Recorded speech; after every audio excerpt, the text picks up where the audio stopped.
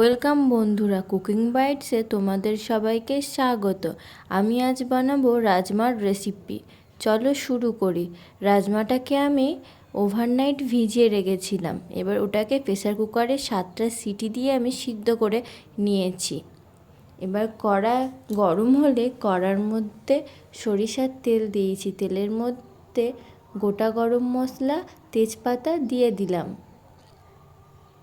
দিয়ে একটু নাড়িয়ে চাড়িয়ে নিচ্ছি। এবার ওর মধ্যে দুটো চিড়ে রাখা কাঁচা লঙ্কা অ্যাড করে দিচ্ছি, আর দিয়ে দিচ্ছি কুচনো পেঁয়াজগুলি দিয়ে দিচ্ছি সবটাই। এবার পেঁয়াজগুলিকে ভেজে নেব।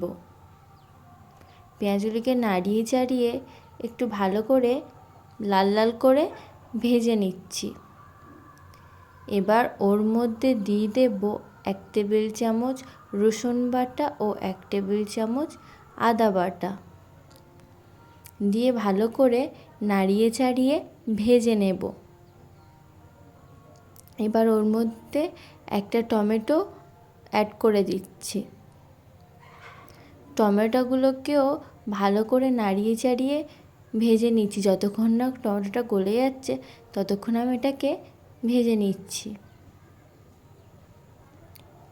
টমেটোটা গলে গেছে। এবার ওর মধ্যে আমি দিয়ে দেব 1 চামচ হলুদ গুঁড়ো,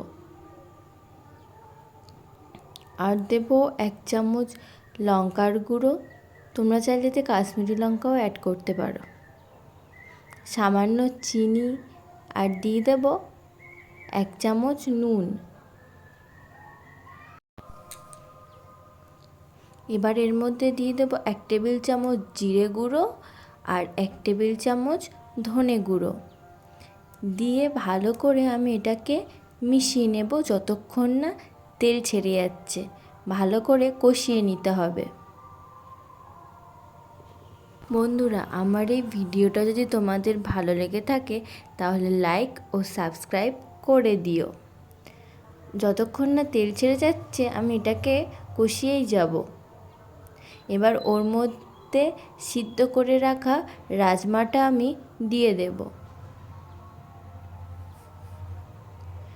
রাজমাটা দিয়ে একটু নাড়িয়ে চাড়িয়ে নেব, নিয়ে যতটা পরিমাণ জল দরকার আমি ততটাই জল এতে দিয়ে দেব। রাজমাটা দেওয়া হয়ে গেলে এবার এটাকে আমি ঢাকা দিয়ে দেব।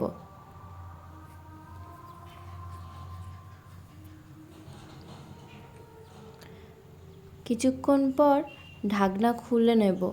দেখো, রাজমাটা আমার প্রায় রেডি হয়েই গেছে। এবার ওর মধ্যে একটু কাসৌরি মেথি, এটা তোমরা নাও দিতে পারো, আর একটু ধনেপাতা কুচি দিয়ে নাড়িয়ে চাড়িয়ে নেব। এটা তোমরা গরম ভাত ও রুটি দিয়ে খেতে পারো। এটি একটি উত্তর ভারতের খুব জনপ্রিয় রেসিপি। বন্ধুরা, আজ এই পর্যন্ত। আবার আসবো অন্য কোনো রেসিপি নিয়ে। ধন্যবাদ।